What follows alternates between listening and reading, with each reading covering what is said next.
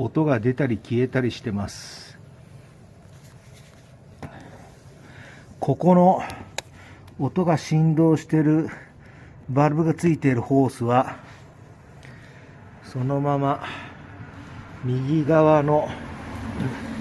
このホースですが、インテークのエアクリーナーからタービンに、このタービンに入るところにつながっているホースです。